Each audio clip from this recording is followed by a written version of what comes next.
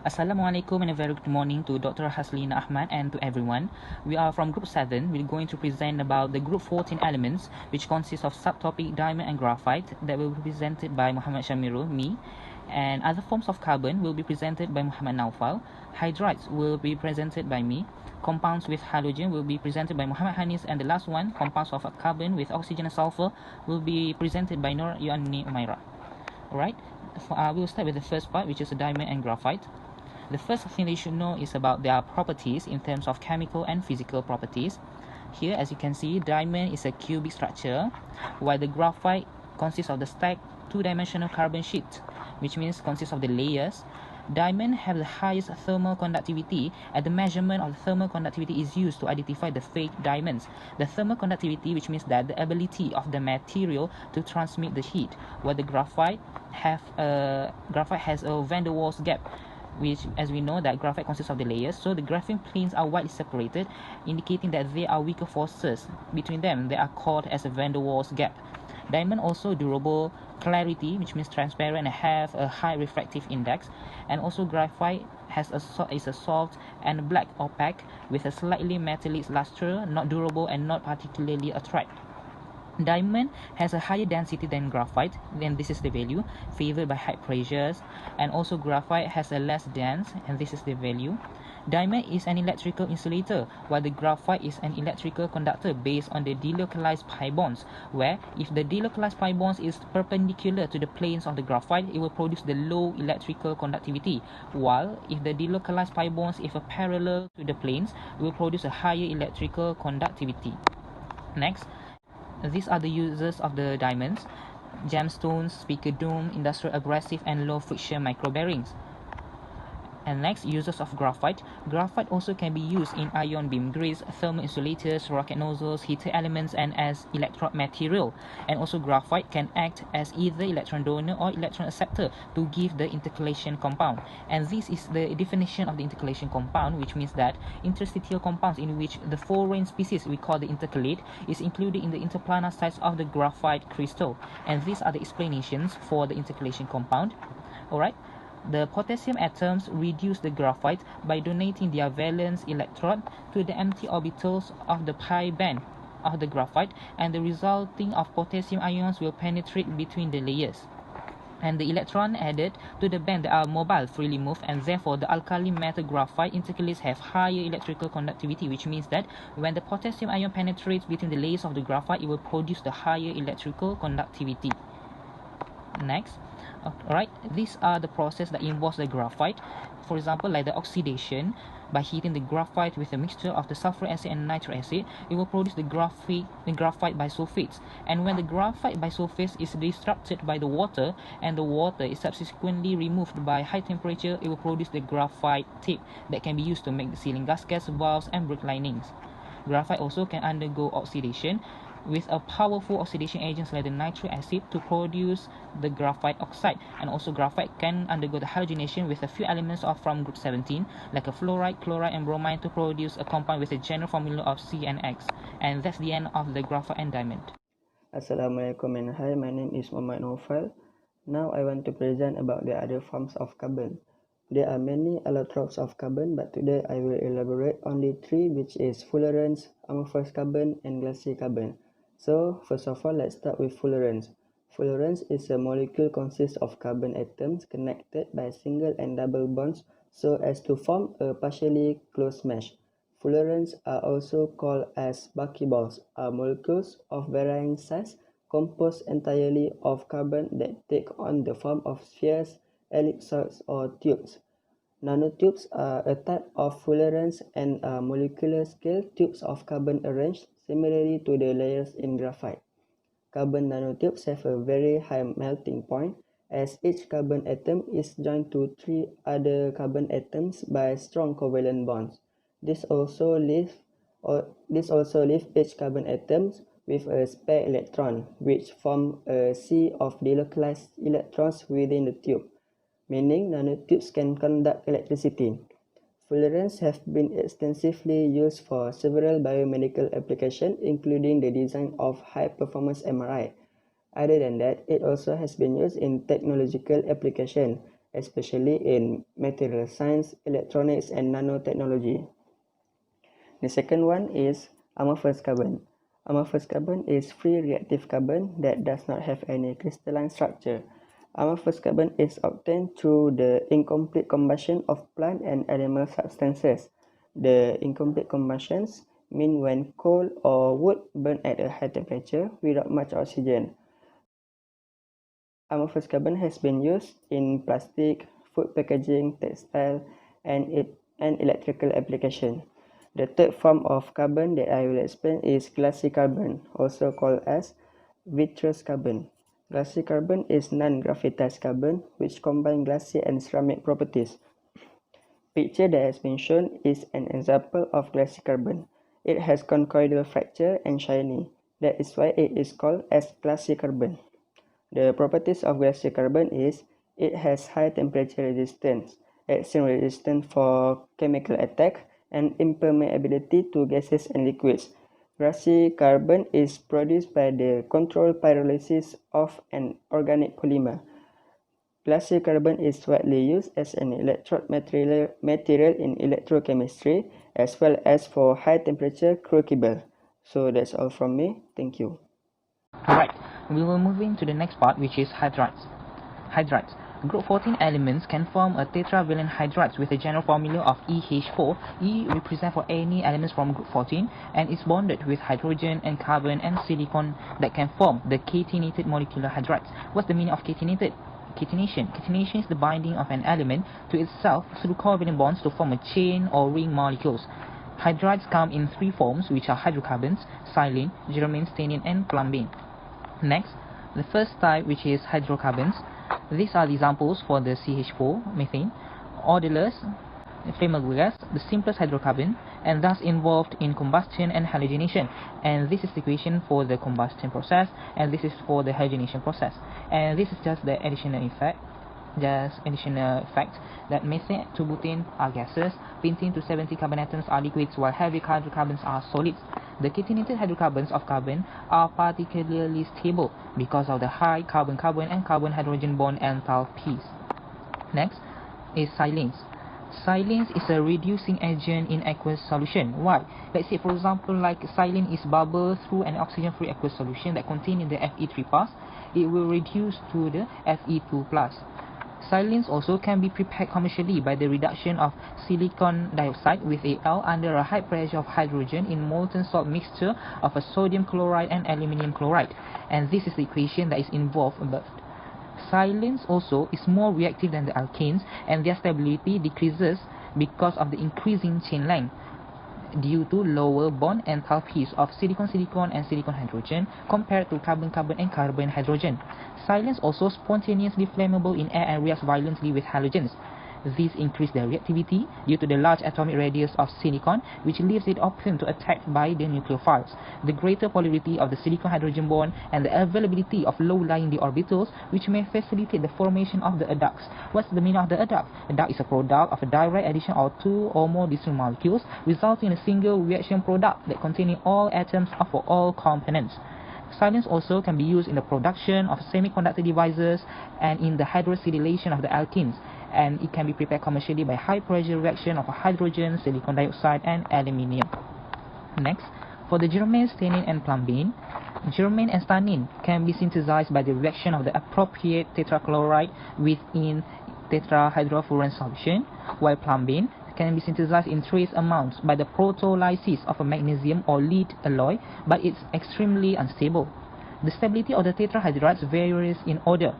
The silanes is less stable than the germane, and the germane is more stable than stannine and plumbane.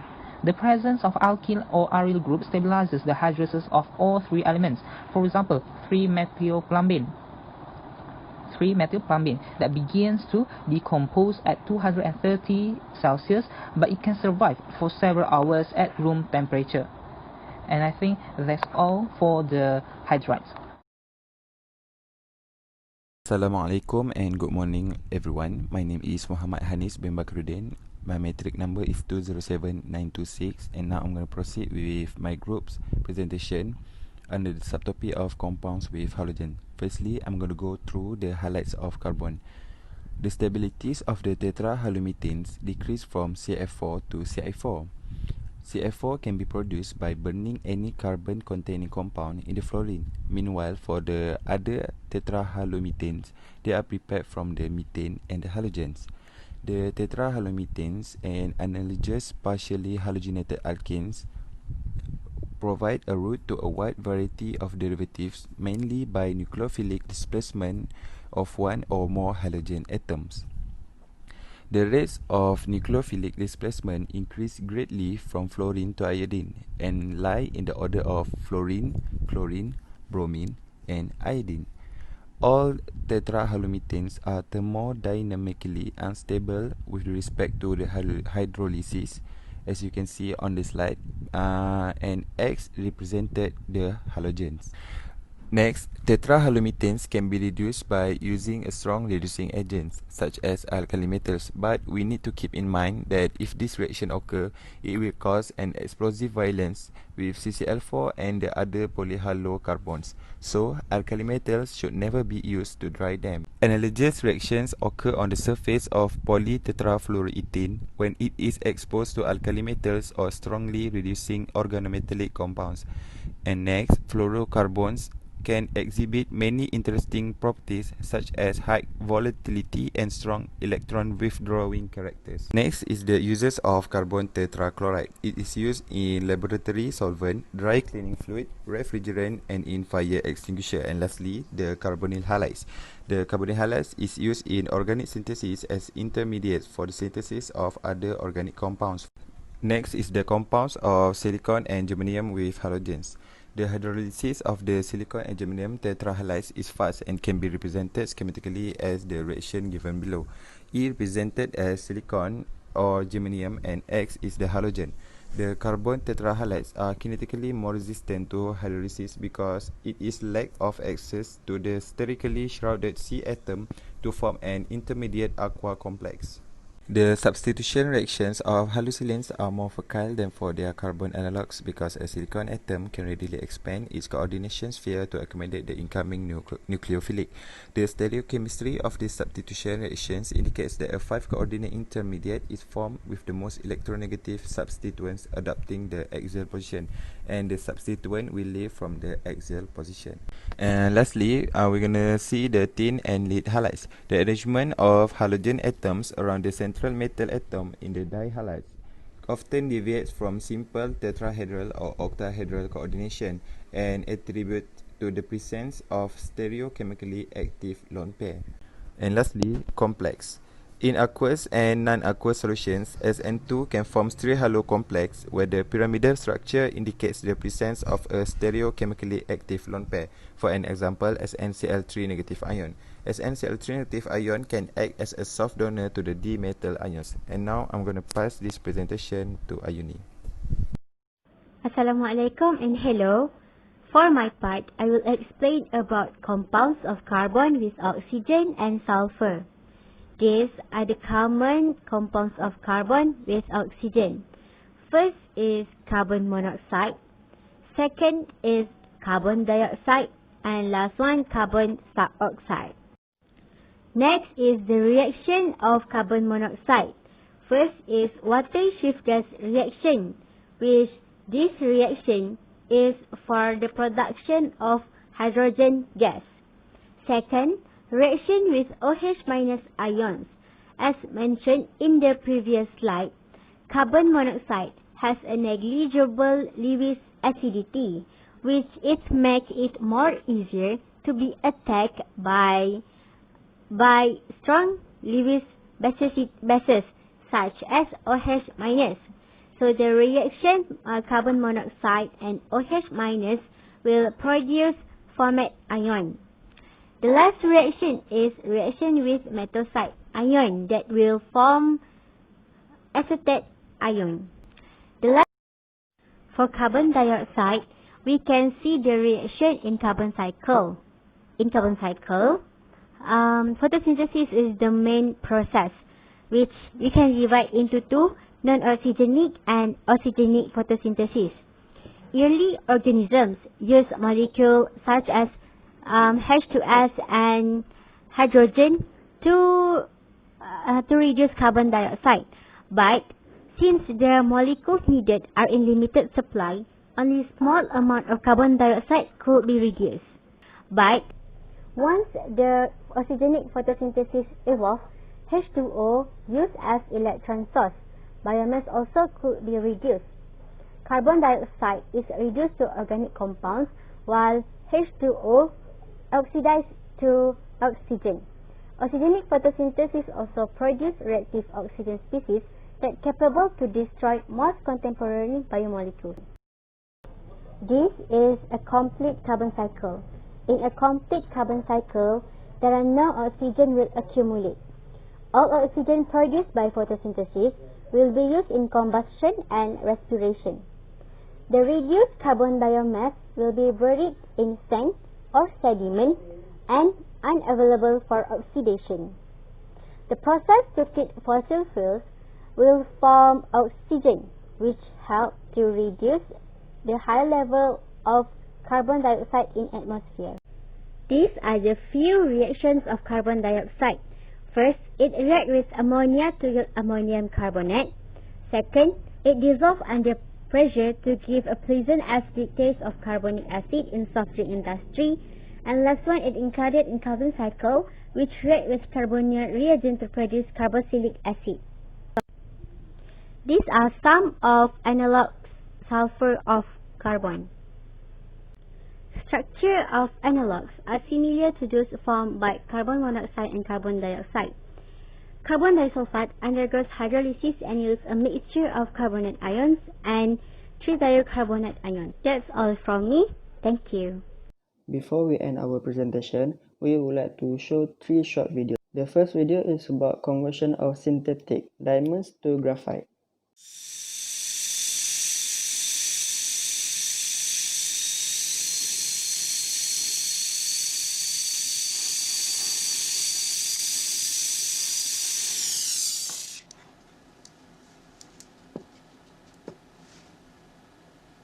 The second video is about the synthesis of fullerenes.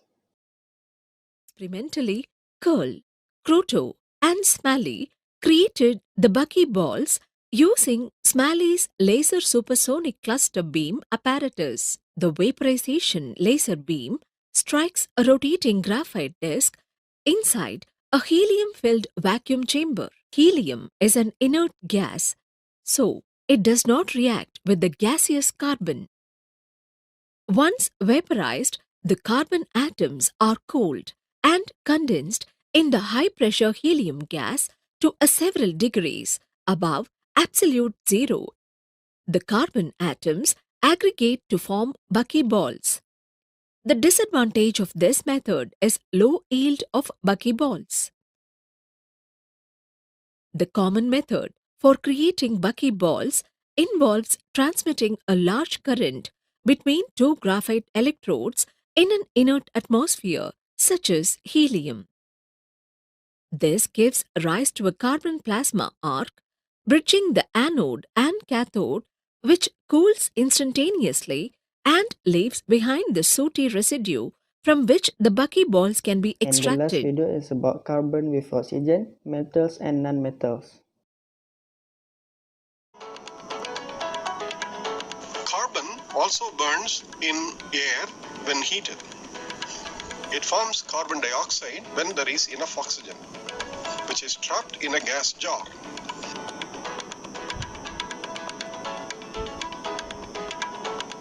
Carbon dioxide dissolves in water in small amounts, forming an acid called carbonic acid with the molecular formula H2CO3. It turns blue litmus red.